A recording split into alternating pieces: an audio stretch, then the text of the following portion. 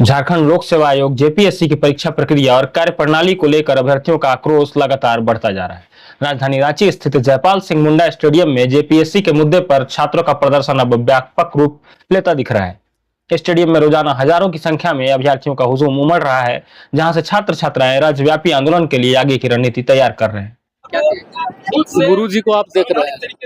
गुरु, मैं समझ सकता हूं कि आप पत्रकार बंधु हैं, गुरु जी क्या इतिहास जानते ही होंगे। गुरु जी झारखंड को बाहरियों से बचाने का काम किया।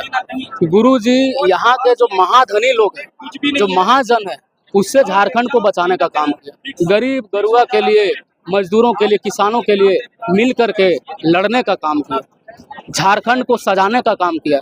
लेकिन आज माननीय हेमंत सोरेन जी उन्हीं का लड़का, लेकिन उनका गुण तो इनमें कुछ नहीं दिख रहा है।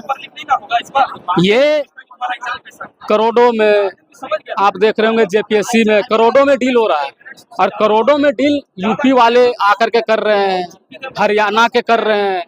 कल ही परसों प्रभात खबर में मैंने पढ़ा था, रवि कुमार जो मास्टरमाइंड है सॉल्वर गैंग का, हरियाणा का है, जेपीएससी से पास हो गया 2023 में और ट्रेनिंग कर रहा है।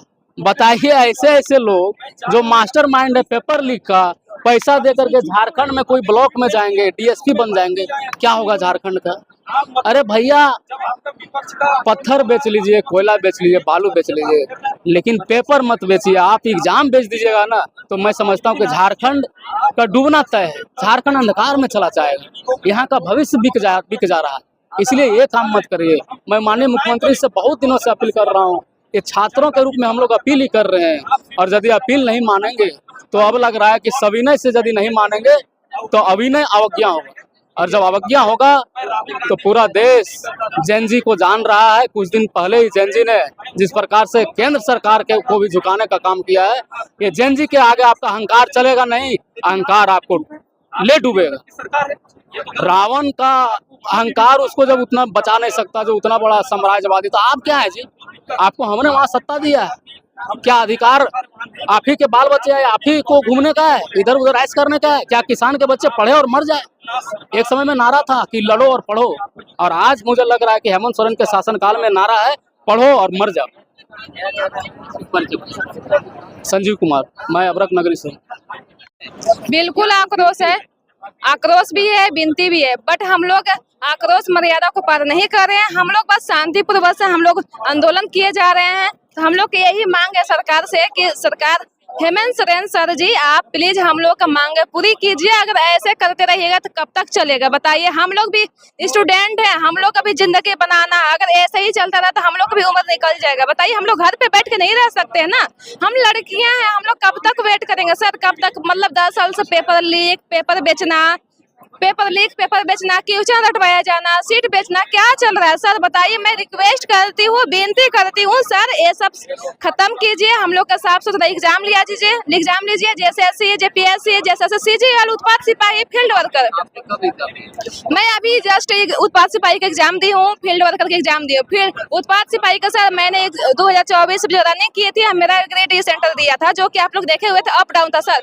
मैं जब रनिंग करके आई थी सर, मैं वहाँ पे मैं बेहोश हो गई थी सर, इतना बेहोश हो गई थी मैं, इतना हम लोग कष्ट करते हुए भी हम लोग के 12 बजे तक दौड़वाया गया था।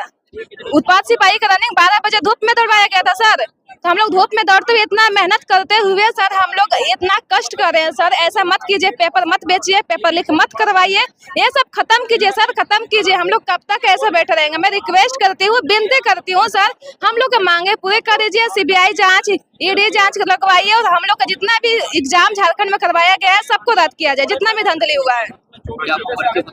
मैं पूजा कुमारी, झारखंड पलामू की रहने वाली हूँ। क्योंकि जैसा कि हम देख रहे हैं झारखंड में हमारा दुर्दशा क्या है। झारखंड में जो भी पेपर होते हैं, जो भी एग्जाम होता है, किसी न किसी माध्यम से उसमें घपला हो ही जाता है, किसी न किसी माध्यम से धांधली हो ही जाती है।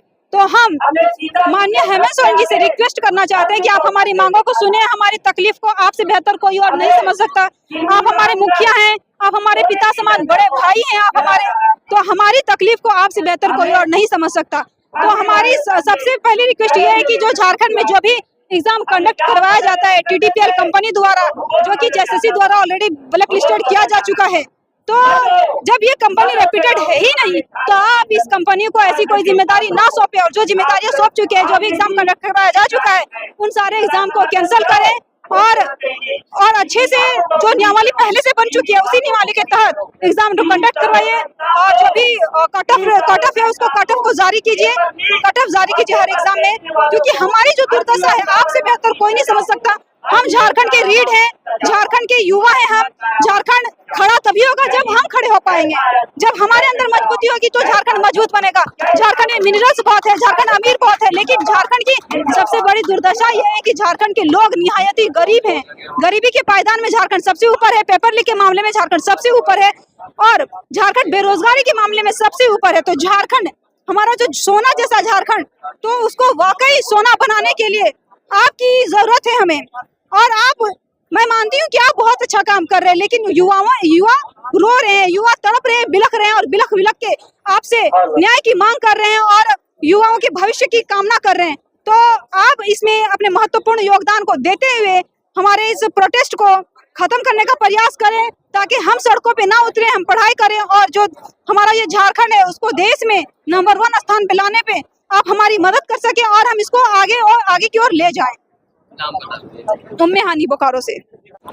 हम लोग के जो स्टार्टिंग से बात रखने का जो प्रयास कर रहे थे वही बात हम लोग अभी भी रख रहे हैं। हम लोग के ज़्यादा सरकार से मांग नहीं है, बस मांग है ऑथेंटिक। आप जो है से जेपीएससी को एग्जाम लेते हैं, उसका रेगुलर और बैकलॉग दोनों को जो है से परीक्षा को रद्द कर दिया जाए, क्योंकि आप सामने देखिए ओमार इसका लीक हो गया, एल खानते को इस्तीफा, उससे हमको कोई मतलब नहीं है। हम लोग स्टूडेंट हैं, हम लोग को फेयर चाहिए, उसको फर्स्ट नंबर में है कि रद्द कीजिए। दूसरा चीज है कि आप जो है जैसे सीजीएल को भी रद्द कीजिए। उसका पीछे कारण है कि आप जो है सीआईडी जो आपका जांच करवाए थे, हाई कोर्ट उसमें क्लीन चिट दिया था कि नहीं इसमें लीक नहीं हुआ। तो आप बताइए जब लीक नहीं हुआ तो अभय तिवारी जैसा राक्षस कहाँ से पैदा ले लिए, जो रैंक 2 बीएसओ पोस्ट पर पकड़ाए हैं।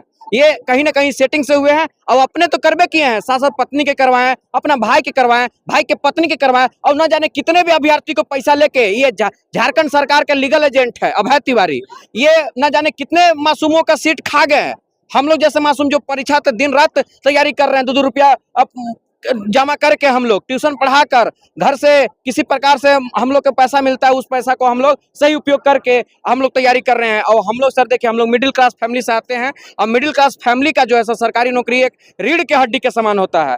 हम लोग अपने आर्थिक स्थिति सुधारने के लिए ही इसमें आए हैं सर। अगर हम लोग पास 20 लाख का 25 लाख रुपया रहता तो हम लोग कुछ और अच्छा बिजनेस करके आगे अपना जीवन यापन कर लेते, लेकिन हम लोग पास उतना पैसा नहीं है। हम लोग पास एक ही विकल्प है कि हम लोग तैयारी करके और एग्जाम में फाइट करके नौकरी ले।